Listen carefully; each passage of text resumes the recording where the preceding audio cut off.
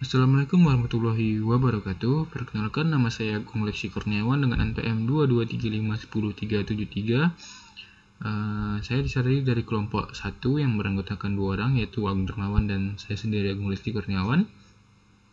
Baiklah, di sini saya akan mempresentasikan tentang studi kasus yang kami buat pada materi Artificial Neural Network atau ANN. Baiklah, di pendahuluan, Artificial Neural Network atau ANN adalah metode dalam kecerdasan buatan yang terinspirasi oleh cara kerja otak manusia untuk memproses informasi. ANN dapat mempelajari pola dan hubungan kompleks dalam data, sehingga sangat efektif dalam tugas-tugas seperti klasifikasi, regresi, dan prediksi. ANN terdiri dari lapisan-lapisan neuron yang saling terhubung, di mana setiap neuron menerima input, memprosesnya, dan mengirimnya output ke neuron lainnya. Baiklah, ini masuk ke kasusnya, yaitu memprediksi kebutuhan energi di bangunan. Model ANN digunakan untuk memprediksi konsumsi energi di gedung perkantoran berdasarkan berbagai faktor, seperti suhu, kelembapan, jumlah penghuni, dan waktu dalam sehari. Fitur yang digunakan yaitu suhu ruangan, kelembapan udara, jumlah penghuni, waktu dalam sehari, misalnya jam kerja, musimnya, pagi, siang, malam, lokasi gedungnya, lalu ada target yaitu menghitung jumlah energi yang dibutuhkan per jam atau per hari. Outputnya, model memberikan estimasi konsumsi energi yang diperlukan untuk mengatur suhu dan kelembapan di gedung, membantu dalam pengelolaan energi yang lebih efisien. Baiklah, ini ada kode Python-nya, yaitu mengimplementasikan ke dalam Python. Yang sini ada import dan from. Ini adalah untuk mengimport librisnya. Lalu ada yang pertama adalah ini ada data, yaitu kita membuat database simulasi, yaitu contohnya seperti suhu ruangan. Ini adalah untuk contoh data yang memprediksi energinya. Baiklah, lanjut, itu adalah mengubah data menjadi data frame, yaitu dengan df sama dengan pd data frame atau data. Yang kedua, kita untuk membagi data set menjadi fitur x dan targetnya y. Lalu ada membagi data menjadi data latih dan uji dengan cara xtrain dan xtest dan ytrain. Lalu ada keempat, ada normalisasi data, yang kita memasukkan data xtrain dan data xtest. Baiklah, yang kelima adalah membangun model ANN-nya dengan model sama dengan sequential. Lanjut, dengan menambahkan layer input dan hidden layer dengan menambahkan model edge. Lalu yang keenam adalah model komplain ini untuk mengkomplikasikan model. Lalu ada model fit untuk melatih model. Lalu ada loss, yaitu untuk mengevaluasi model pada data uji. Yang kesembilan adalah untuk kita sini untuk memprediksi konsumsi energi untuk data baru. Baiklah, untuk penjelasan Python dan selanjutnya akan dijelaskan oleh rekan saya, Agung Dermawan. Assalamualaikum warahmatullahi wabarakatuh. Perkenalkan, saya Agung Dermawan dengan NPM 223510243.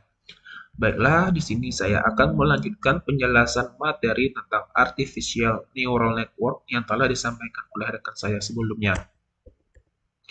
Di sini saya akan menjelaskan tentang kode Python yang telah disampaikan oleh teman saya tadi.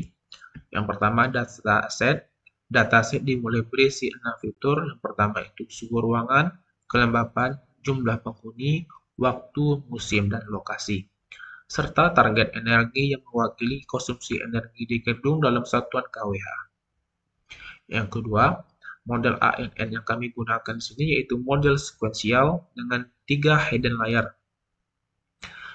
Yang pertama yaitu input layer memiliki 32 neuron dan menggunakan fungsi aktivasi relu.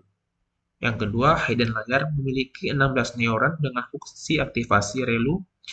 Dan yang terakhir yaitu output layer memiliki 1 neuron yang akan menghasilkan prediksi konsumsi energi dalam satuan kWh. Selanjutnya yaitu proses pelatihan. Di model ini dilatih menggunakan data latih untuk 100 epoch dan ukuran batch 8. Loss function yang digunakan dalam mean squared error atau MSE karena kita sedang melakukan prediksi regresi atau memprediksi angka kontinu. Yang terakhir yaitu evaluasi dan prediksi. Setelah pelatihan selesai atau pengelolaan data selesai, maka dievaluasi dengan data uji untuk mengukur seberapa baik prediksi model pada data yang belum pernah dilihat. Model ini digunakan untuk memprediksi konsumsi energi pada data uji yang lebih baru. Berikut merupakan tampilan output dari codingan Python sebelumnya. Di sini yaitu penjelasan untuk output dari codingan tadi.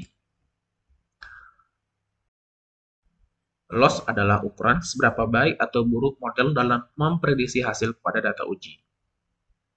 Dalam hal ini, loss sebesar angka tersebut memiliki tingkat kesalahan model saat memprediksi konsumsi energi berdasarkan data uji yang belum pernah dilihat sebelumnya.